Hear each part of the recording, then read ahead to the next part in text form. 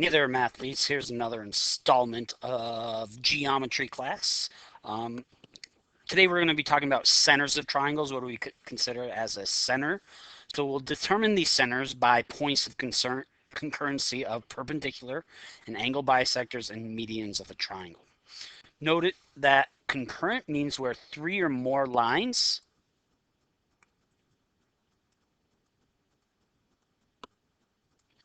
intersect at one single point. So this would be our point of concurrency there. Okay. So the first one we're going to talk about is our circumcenter. So if we have this triangle QSR, okay, and we construct perpendicular bisectors. So we can tell they're perpendicular bisectors because they're bisecting segment QR and they're perpendicular here. RS, we know that these segments are congruent. And again, we identify the right angle there. And then QS is bisected, and we know that because this segment is congruent to that segment, and it's perpendicular there. This point is called our circumcenter. So this is our circumcenter. So if we take all those perpendicular bisectors and where they intersect, that is our circumcenter. Okay. This is called the circumcenter because it's the point at which if we take and want to draw a circle around our triangle. Let's see if I can get this to work here. And center our circle at that circumcenter and draw it, we are going to get a circle that goes through all three of those vertices. It wasn't exact, but it will be if you check it out on GeoGebra. Okay. The next point of concurrency is our incenter. So notice our incenter, okay, it's the bisector of the angles. So we can see that these are bisectors of angles because angle T is bisected, so those angles are the same. There's our angle bisector. Here, U is bisected. We know that because when it's cut in half, we get two equal parts. So those parts are equal, angles are equal, and that's our perpendicular bisector. Sorry, our angle bisector of U, and our angle bisector of V is here. You see it bisects there. So where those all intersect, that point is our incenter. Our incenter, okay, it's called the incenter because it's the place that we can inscribe a circle into our circle or into our triangle such that it touches, it's the biggest circle that we can fit inside that triangle. Okay. So things to note: circumscribed about. So if we circumscribe about something, typically in this class we're going to be circumscribing about a triangle, but you could circumscribe about a square, a pentagon, any other shape. You could try and draw a circle so that it includes all those points. The circle must touch all of the vertices of the triangle. The center of the circle is the circumcenter. Okay, so we really want to make a connection here with our when we talk about circumscribed, the center is our circumcenter. When we're talking about it inscribed in, so we can draw circles inscribed in things. Typically we'll be talking about triangles, but we could draw a circle inscribed into a square, okay, or other type shapes. Okay, the circle must touch all the sides of the triangle, okay, and the center of the circle is our incenter. So inscribed connecting to our incenter. Okay, so when is this useful? So where should a new library be built so that is equal distance to all three towns? So to be equal distance from all three towns, what we want to have is our circumcenter.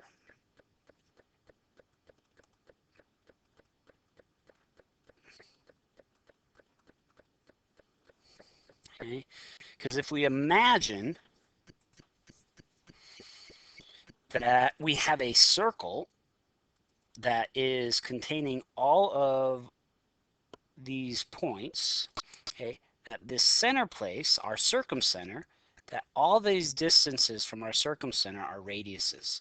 And for a circle, a radius is always congruent. So I know it's not the best circle there. So when we're trying to build something that is equal distance to all three locations, our circumcenter is going to be very useful in identifying where that should be placed. Okay. So 3 snack carts are sell frozen yogurts from points A, B, and C outside a city. Each of the 3 carts is in the same distance from the frozen yogurt distributor. Find the location of the distributor. Again, we want that to be our circumcenter. Okay, because as we're thinking about the location of the distributor, okay, we want to so that each of our frozen yogurt carts, they don't have to travel any further distance than the other cart.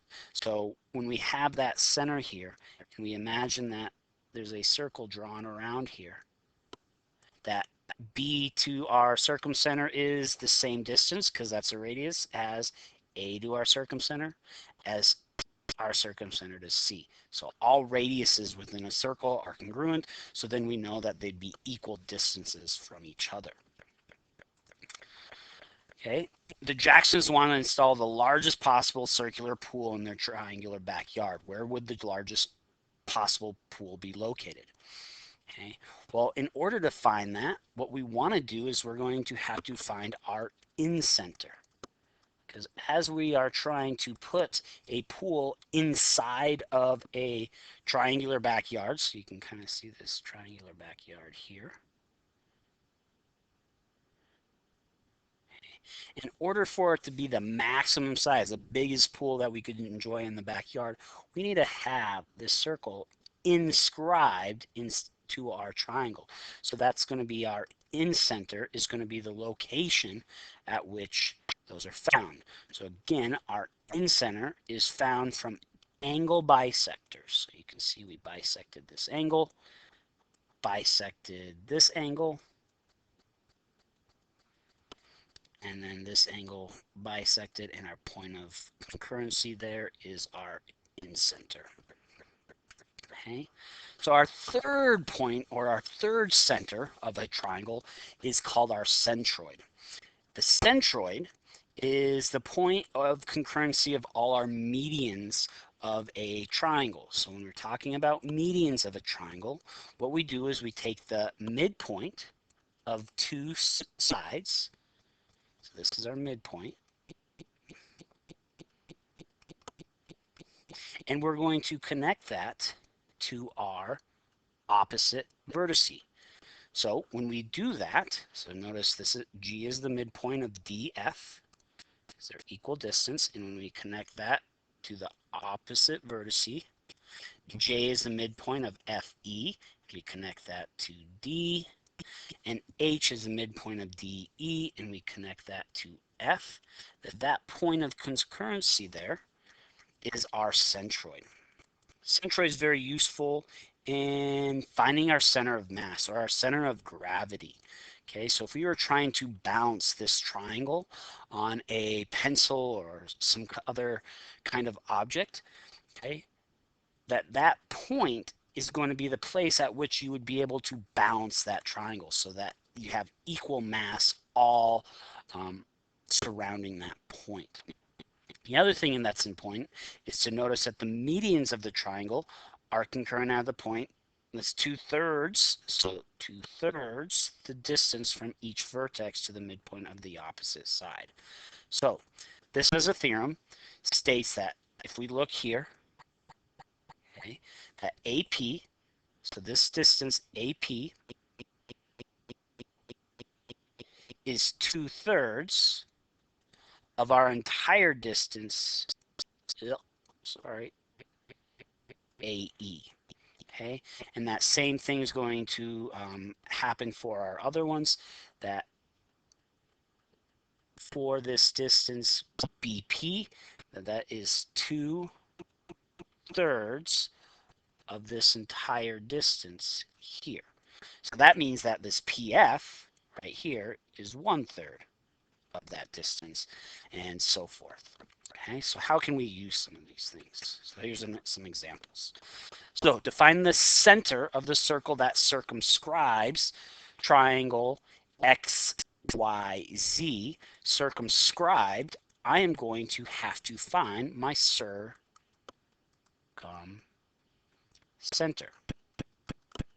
Okay, so our circumcenter is going to be our perpendicular bisector. So what I'm going to do here is more look at it geometrically instead of using equations, and just say, okay, if xz is horizontal and it's 4 away, I know that that line would be my perpendicular bisector. If I look at, it's hard to do it for our diagonal here, but what I do notice is that I have xy, and xy is 6, and it's vertical. So what's perpendicular to vertical is horizontal, and the midpoint is here. So the nice thing with circumcenters and all these centers, as long as we can find the intersection of the two lines, we don't necessarily have to find the perpendicular bisector of y to z, because we know that it is going to be concurrent here. So we know that right here is going to be the place at which, if we take our protractor and set it there, and let's see if I can get this turned first, set it there, okay, and I scribe this out, okay, and I draw this around. Okay, it's close.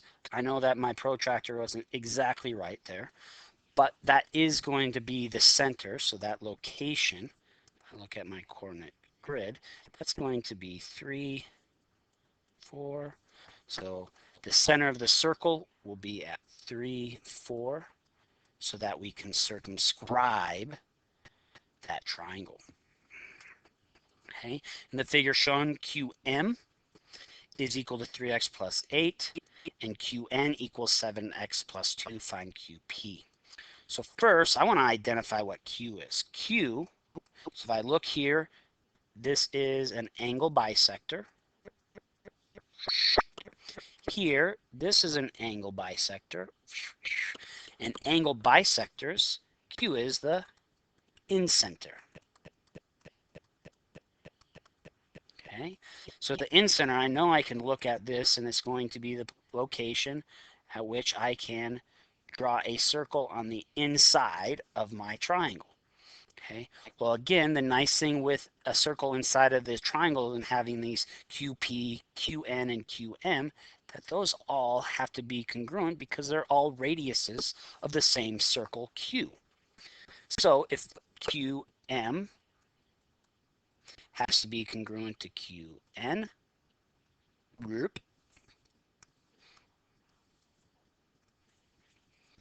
QN, which is also going to be congruent to QP.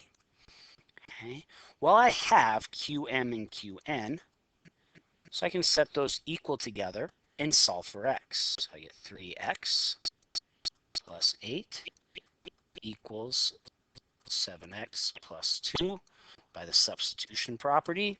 Now I want to get all my x's on one side, so I'm going to subtract 3x, subtract 3x.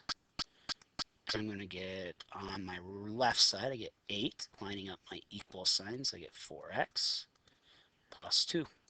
Subtracting 2 from both sides, because I want to get all my constants on one side. And I get 4x stays on my right. And I'm left with 8 minus 2 is 6. Okay, divide both sides by 4.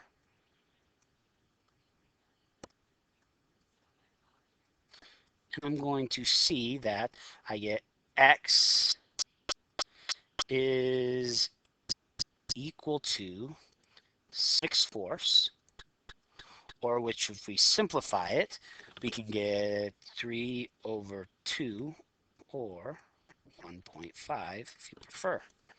Okay, so now if I plug that in to one of my original equations, okay, I'm going to do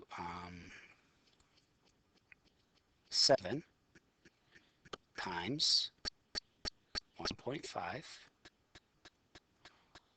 plus 2. This is going to be 10.5 plus 2, which is going to be 12.5. And that is equal to Qn.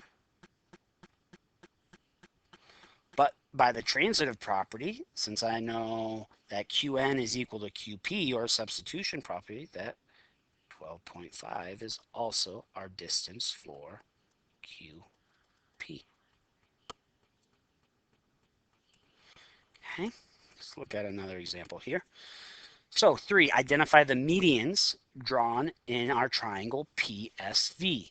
So our medians, remember, is from our midpoint. So I'm looking for midpoint, so Y, and it's drawn to the opposite vertice.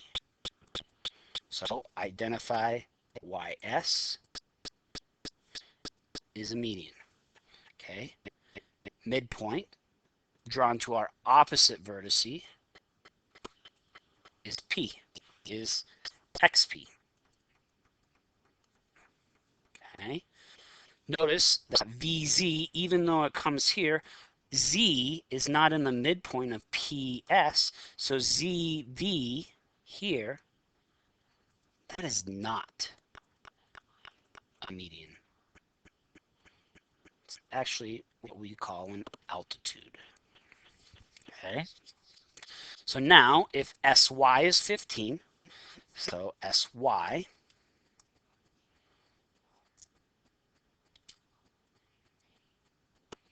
is 15. Okay, find SM. So I know that for this, that I have to use that SM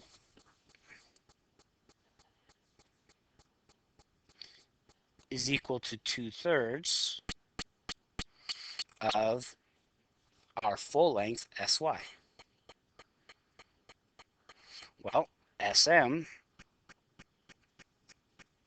2/3 of 15.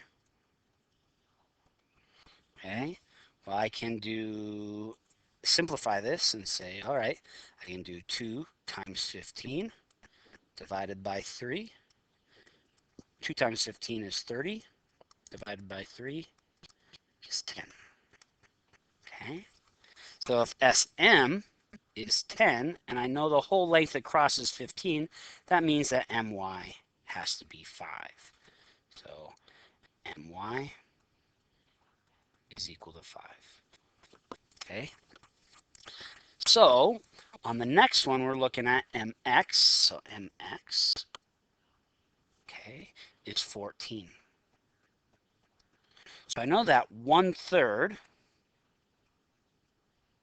of my entire segment PX equals MX.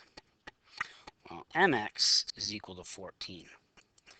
And 1/3 of PX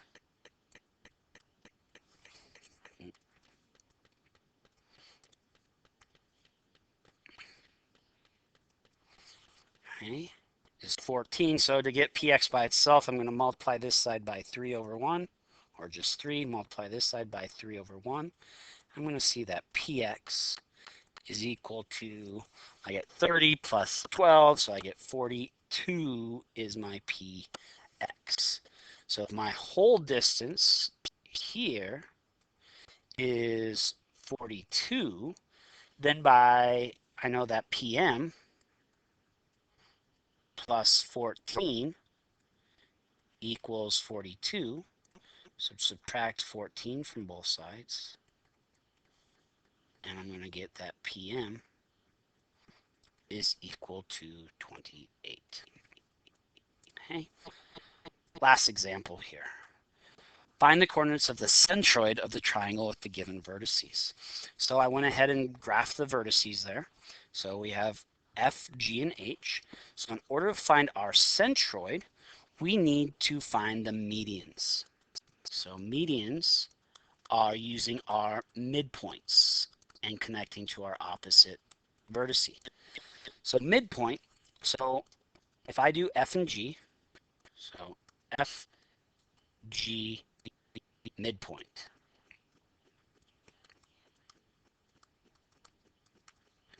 Okay, so using my midpoint formula, I get 2 plus 4 divided by 2, and 5 plus 9 divided by 2.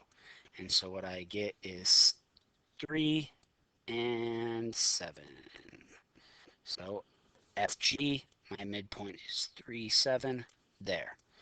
Now for GH, midpoint.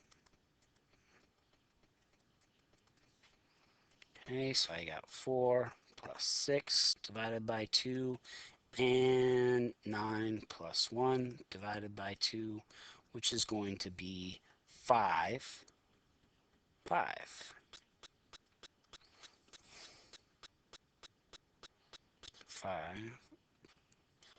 There. Now, if I want to find my FH midpoint,